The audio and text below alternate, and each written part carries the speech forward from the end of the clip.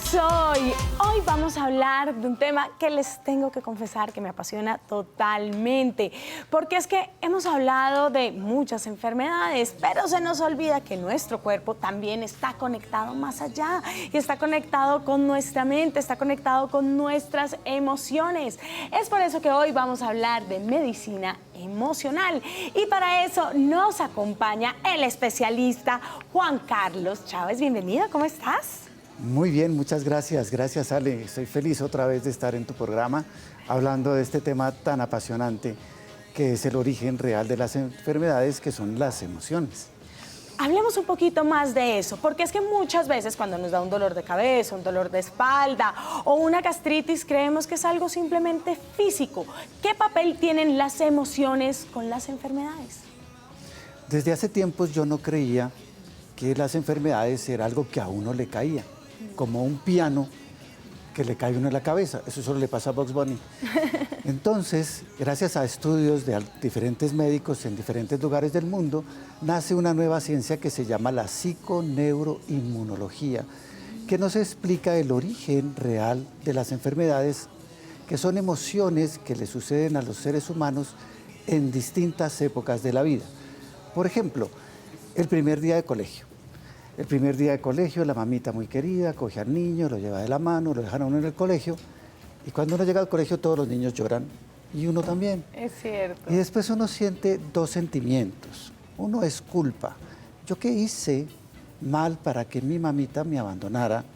Y segundo, siento miedo, porque no sé si va a volver por mí. Esos sentimientos y esas emociones quedan atrapadas en un lugar del cerebro y con el tiempo van a desarrollar una enfermedad.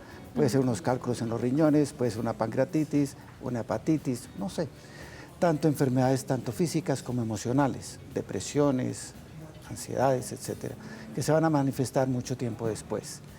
Lo que se descubrió con esta ciencia y con la ayuda de unas herramientas de psiconeuroinmunoterapia, o basadas también en programación neurolingüística o temas como hipnosis, podemos ir al origen emocional de esa enfermedad y empezamos a tratarlas desde ahí y sorprendentemente hemos visto los resultados que son increíbles. Curaciones espontáneas de enfermedades crónicas o curaciones muy rápidas de enfermedades recientes. Y la gente entiende su enfermedad y en vez de seguirla combatiendo se vuelve amiga y le da las gracias y la deja ir. O sea que cuando aceptamos esa emoción que tenemos ahí guardada desde hace tiempo, ¿podemos liberar la enfermedad física? Correcto. Eso es lo que hemos llegado a concluir con estas terapias. ¿Qué papel tiene la hipnosis en estas terapias? La hipnosis fue una herramienta que descubrí hace muchísimos años y cuando empecé a estudiar estos temas dije, pues porque me pasaba, cuando empezaba a aplicar la técnica y empezaba a hablar con mis pacientes, aunque al principio me daba mucho miedo, y queríamos buscar la emoción que posiblemente causara esta enfermedad, pues recurrí a unos libros muy bonitos. Uno es la metamedicina de Claudia Renville y otro es el gran diccionario de las enfermedades de Jacques Martel.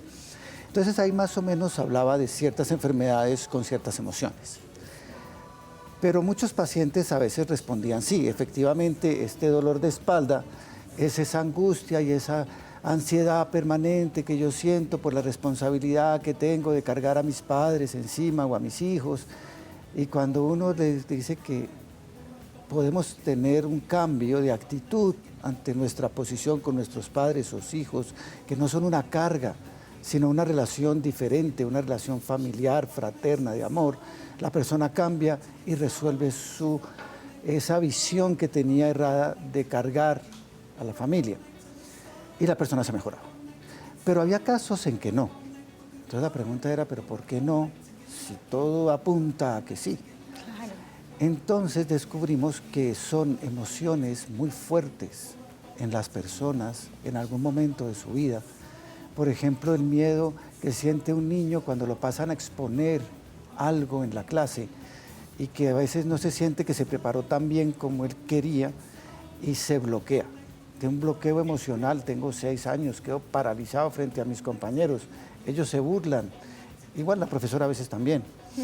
Y entonces uno se bloquea en ese entonces y con el tiempo va a desarrollar parálisis de alguna parte de sus miembros o va a perpetuar ese miedo a hablar en público durante toda su vida, hasta que no haga un cambio emocional, psicológico.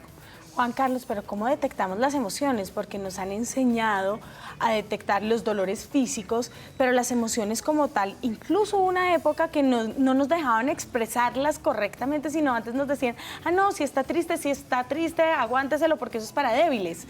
Correcto. Entonces empezamos a guardar tanto las emociones que ya no sabemos reconocerlas. Las reprimimos. Claro, el papito le decía, los niños no lloran, esto es debilidad, no sientas miedo. Pero una cosa es que le digan a uno no sienta miedo, pero yo sí lo siento. Y por más que le digan a uno, es inevitable y hay que dejarlo salir y aprender a convivir con el miedo, porque el miedo a la larga está para protegerme de algo. En la época antigua, pues los primeros hombres, si no hubieran tenido miedo, no hubieran podido escapar de todas esas situaciones peligrosas que habían hecho perecer la especie.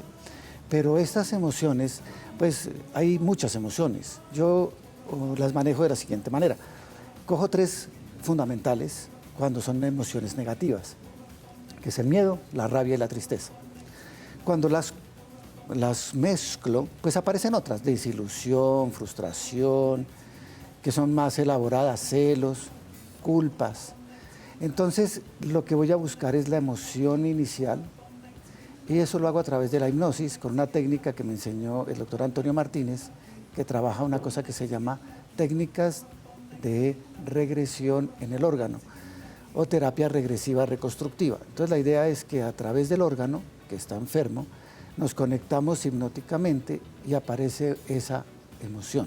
Entonces la persona cuando ya se conecta comienza con una tristeza o con un miedo y vamos a buscar cuál fue la primera vez en la vida en que esa persona sintió ese miedo. Entonces pudo ser en la clase, cuando se enfrentó a esa situación. Pudo ser incluso antes, el miedo que sintió un niño, este es un caso de la vida real, pero me impactó, que fue un niño que se despertó y fue a mirar y no había nadie, estaba solo. Pues los papás pensaron que el niño se quedaba dormido y ellos se fueron a una fiesta.